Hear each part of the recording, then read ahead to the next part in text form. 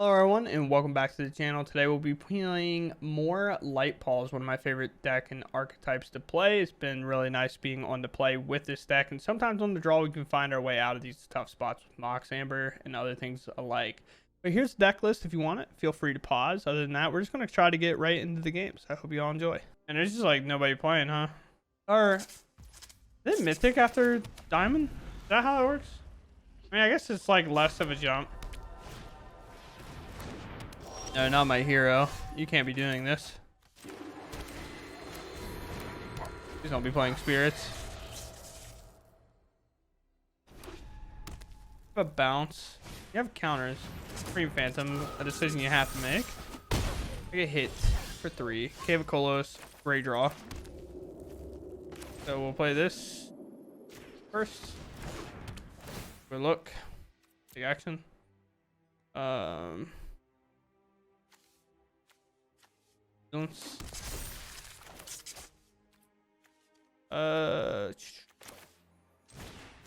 this. Take action. We'll grab Giftsman, and then we'll Ethereal Armor.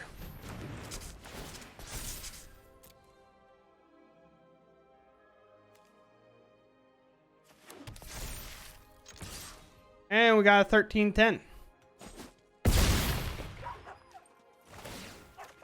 If we get exiled or anything like that, we can do kind of whatever we want. We'll pass here. Definitely a tough one. This all has trample and everything as well. That's why they didn't do anything. But Bolt Snap Bolt. I'm so sorry, man. That's tough. Bolt Snap Bolt, if you don't know, is a content creator. It's a tough game. We get to go first here. We get to do the like really cool stuff where we can play. We can play an Amber next turn. Hopefully it's just not like a Thoughtseize that we walk into. It's blue, okay. We play black side here. We play the Amber out first. There's Spell Pierce. We play the Light-Paws. The reason we play Amber is so we can give our Light-Paws protection with the Lauren's Escape. Alright. Well, that's a fantastic draw. This is Lifelink. Let's do this. We'll go in. We will just grab probably all that glitters. Yep. Audacity. We'll do this. 1/1 of Vigilance. We'll take this action. We'll grab an Ethereal Armor. And then we'll cast this. Do this. Yep. Do we have any more toughness? They're at 20. I'll just do this because I don't think I could kill him.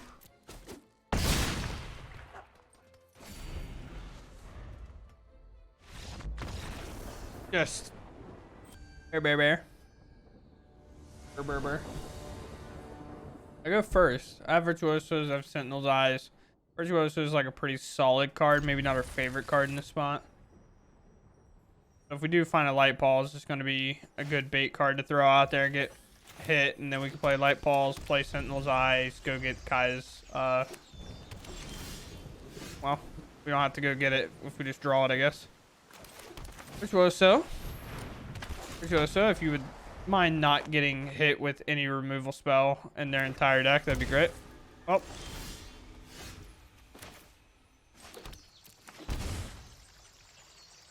I don't have flash, so we're gonna cast this. We're gonna loot. Most likely gonna lose this card. No? Let us loot first. There's no removal here.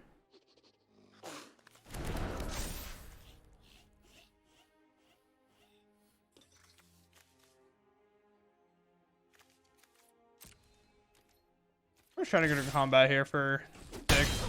And I think my plan is to play the other Virtuoso.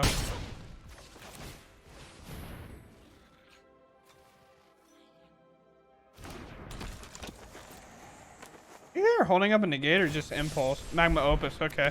Fair enough. My bad. Land. No creativity option here to bring out Gearhawks. Oh, they don't have enough to remove this one. Okay. Trying to look for a spite, I would assume.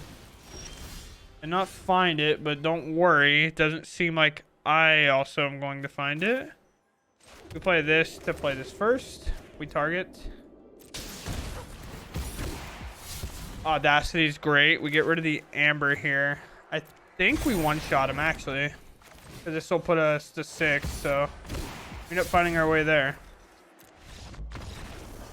But this is like another situation. They go first. They're able to magma opus us. They'll take like 3 there, and then they'll just like, if they have the creativity, they can bring out a Gear Hulk, magma opus us, blow this up, and just make like a 4/4 and also have a 5/6 in play. Opponent goes first. I have like quite the hand here, actually. I'm just not sure what to play first.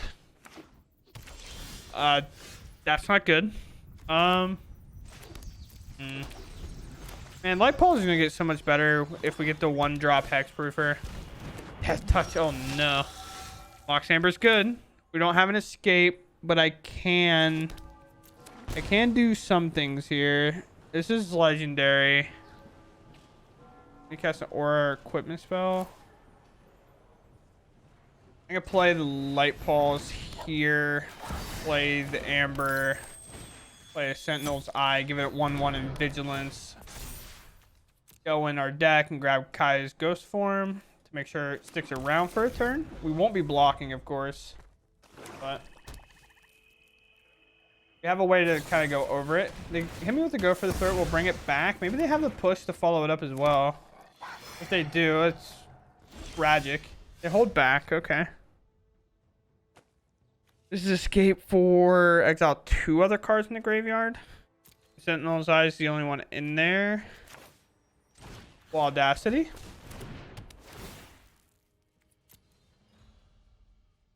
We have Asgal again, of course. This is +2, -1, so it'll actually stay alive here. Then we'll grab the Gift Spoon, which gives us flying. This actually gives it first strike, so this is kind of going to accomplish the same thing, but also give our creature protection here. I'll hit for 10. Again, Light-Paws will stay around, even if they remove it. Graveyard Trespasser, eating up that Sentinel's Eyes is very important. Attack to gain the life back. They're willing to let their Graveyard Trespasser go then. Back.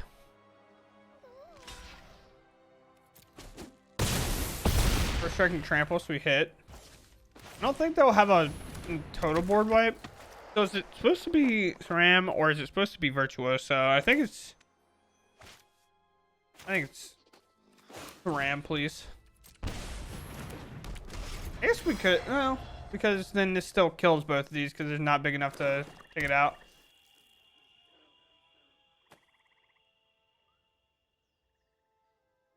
Oh, I guess they should have been Virtuoso because they have first strike. So if they were to play a Phyrexian Obliterator or something here, all my creatures would deal damage at first strike.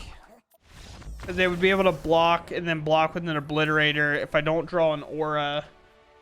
And then it would deal like 3 damage to them because they would block. Is Obliterator 4 or 5? I think it's 4. So they block 7, they take 3. And then I would have to sack 4 permanents, which I guess would have to be my lands or something. I don't know. But if it's all first strike, I don't have to worry about sacking my creatures in response. And it's 4 damage guaranteed or 2 extra guaranteed. Or I'm just mumbling. I don't know. So first, we have land. We have other land in the Light-Paws or Virtuoso if we get Thought Seized or something. And an Amber into Ethereal Armor.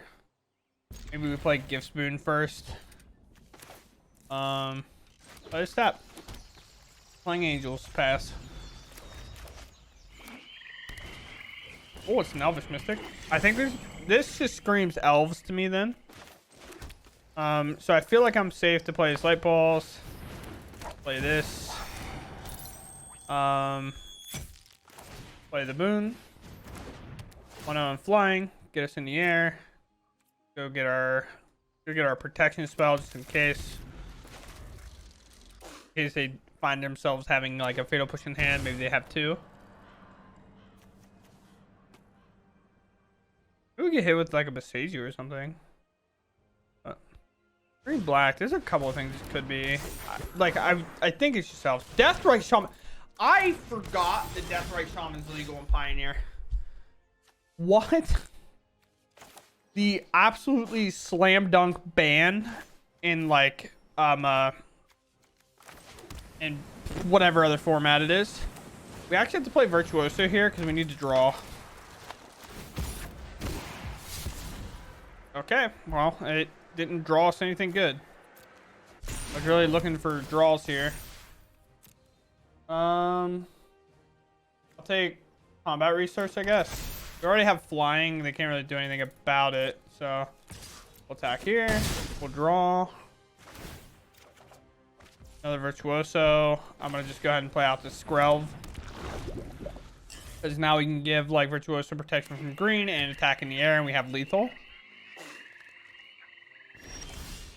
Oh, they could gain life, right? Exile instant or sorcery.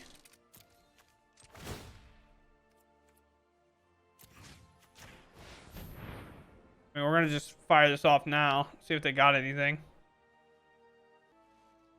You have something. Collected company, maybe? We need to name green. Move to combat. Attack. What is... Ooh, Besiju coming in on the ethereal armor. Yep. We'll take the action, of course. We'll Temple Garden. We'll have it intertapped. It's not lethal. That's right, Shaman, not able to block. It can eat something if it wants, but it's not an instant or a sorcery. It can eat its own Besiju and gain a mana next turn if needed. We'll draw. We'll rip another land, I suppose. I guess it's by Giganters. I could have played another Virtuoso, I suppose. Maybe that would have just been better to keep going wide while we can. Not worry about playing the Giganta. I realistically shouldn't have to worry too much. They don't draw there. They draw that time? Or did they draw last time a mistake? Or did they draw and I just missed it? Sure. I don't feel like I missed it, but maybe I did. Eat thing at random. Sentinel's Eyes. This is going to be pretty much all she wrote, I think. I mean, do you have a Reacher? I don't think so. Yeah, we put one on the stack. I had to make sure they didn't have a Reacher. Last time I played against Elves, I missed 1 mana 1/2 that has to tap another creature to make a mana Sentinel, and it had Reach, and I just didn't see it because they had like 12 Elves in play, and I attacked thinking I won, and then they just blocked it, and I was like, uh-oh. Post game wrap up. As anybody that's ever played Pioneer and kind of how it's been going for me lately in general, is just like being on the play matters so much, and you have to be playing a deck that when you're on the play, you give your opponent pretty much no chance to win.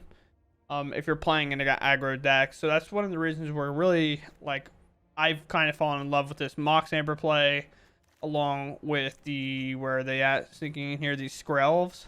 Because weirdly enough, Mox Amber in a way acts as kind of a protection spell, because what we get to do is we play, say we don't have a Skrelv, so we don't have a way to protect our Light-Paws. On turn 2, we get to play it, because if we have a Mox Amber and an enchantment, like a 1 mana one, we can always go and grab a Kai's Ghost form, and that works as a way of giving our Light-Paws protection. We hope it's kind of a bad one a lot of times, and by bad, maybe like Sentinel's Eyes, because we can get it back from the graveyard, or just like one of these other effects that we don't really care too much.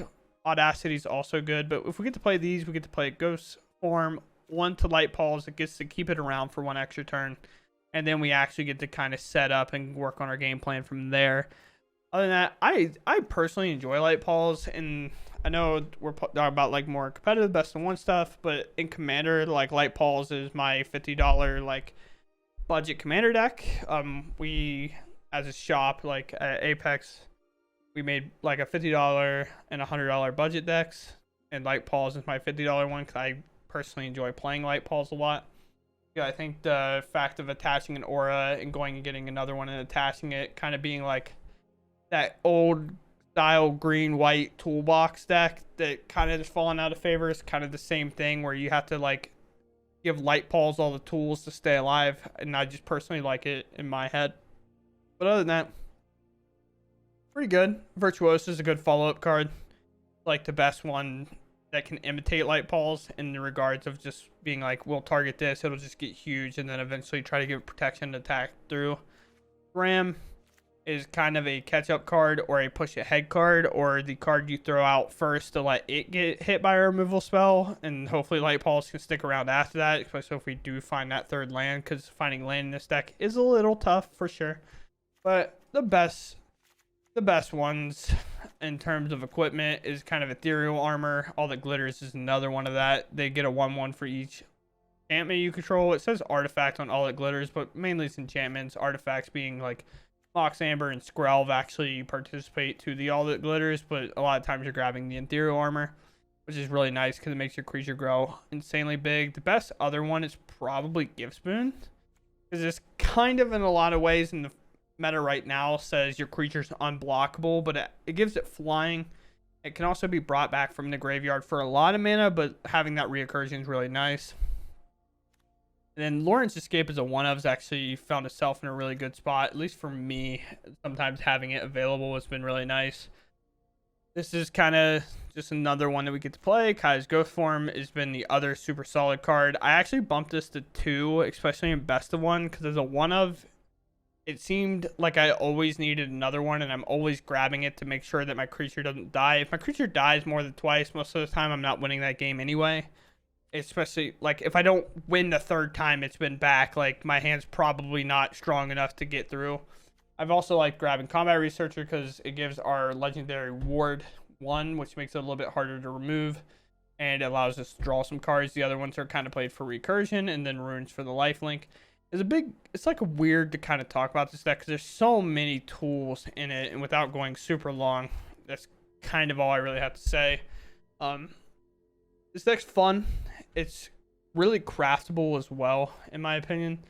Like, mainly you can just play green white if you want to, and not like really mess around. Like, you can kind of cut this out or cut this out if you want to, and you can just play this green white version.